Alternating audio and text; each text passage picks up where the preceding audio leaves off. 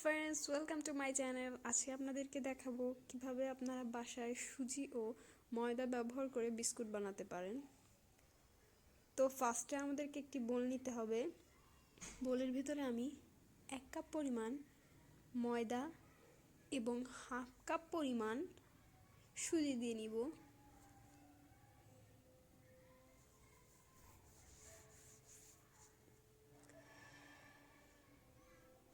এবং সামান্য পরিমাণে লবণ দিয়ে দিব।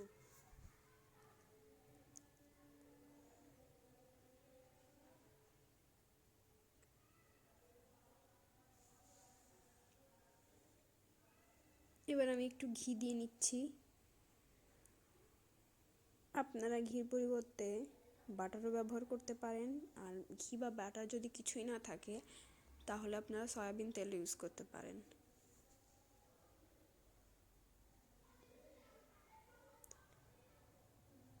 আমি এখানে ঘি 1/4 পরিমাণ ব্যবহার করেছি।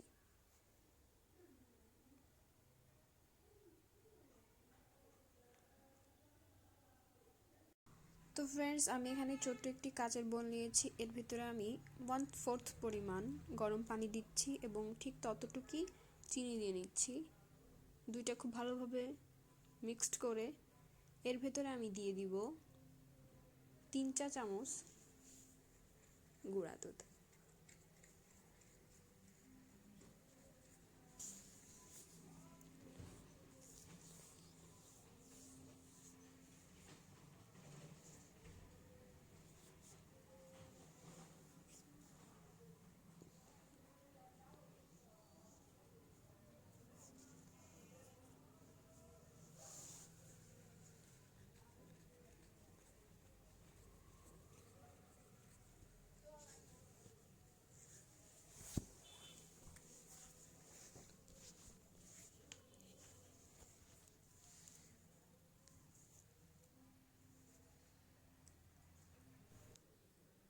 ভালোভাবে মিক্সড করে নিয়ে আমরা এটি সুজি ও ময়দার ভেতরে অল্প অল্প করে ঢেলে দিব।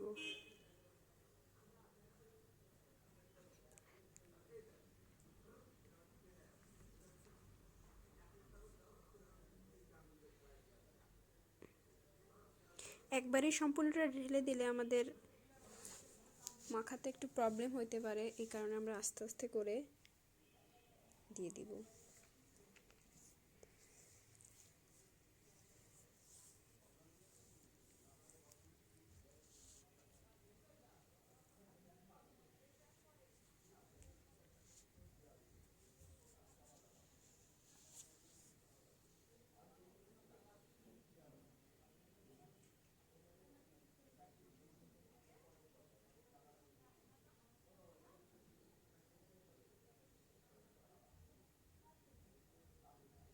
তো ফ্রেন্ডস, এটা খুব ভালোভাবে মিক্সড করা হয়ে গিয়েছে। আমরা এখন এটা বেলুনের সাহায্যে রুটি যেভাবে বেলে সেভাবে বেলে নেব।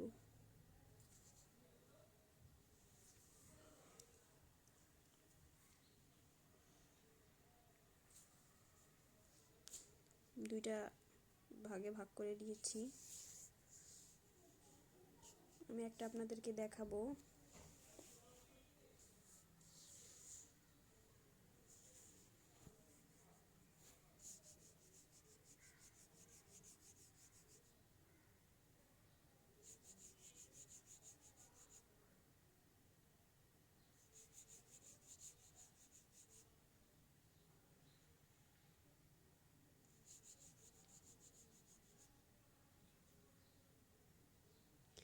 এবার আমি ছুরি দিয়ে সমান করে কেটে নিব।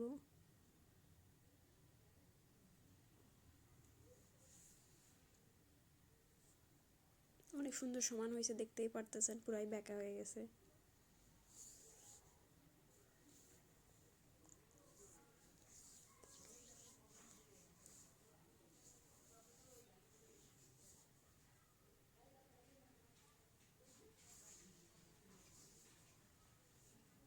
দেখেন অনেক সুন্দর আসছে।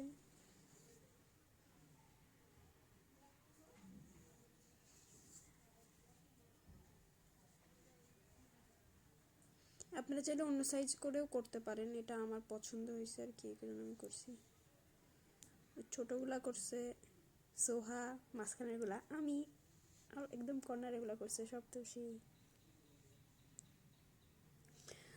তো আমরা এখন একটি কড়াই নিয়ে নিয়েছি।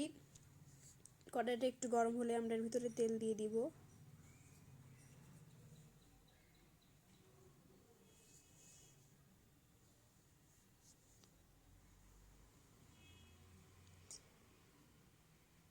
তারপরে তেলটা গরম হয়ে গিয়েছে,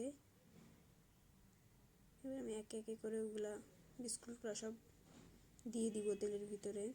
এই টাইমে আপনারা জালটা একটু কমিয়ে রাখবেন, না হলে পুড়ে যাওয়ার সম্ভাবনা থাকবে, আর পুড়ে গেলে খেতে ভালো লাগবে না।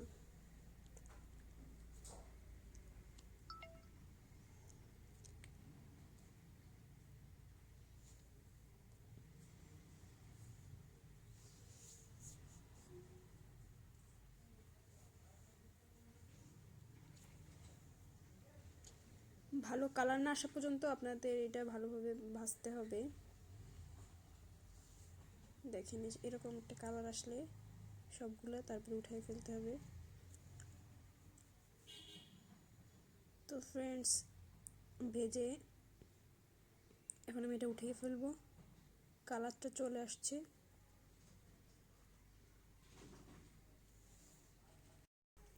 সবগুলো আমার ভাজা কমপ্লিট হয়ে গেছে।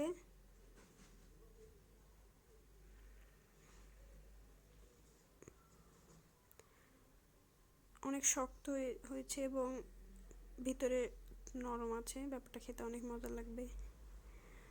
তো গাইস, যদি ভালো লেগে থাকে প্লিজ সাবস্ক্রাইব মাই চ্যানেল।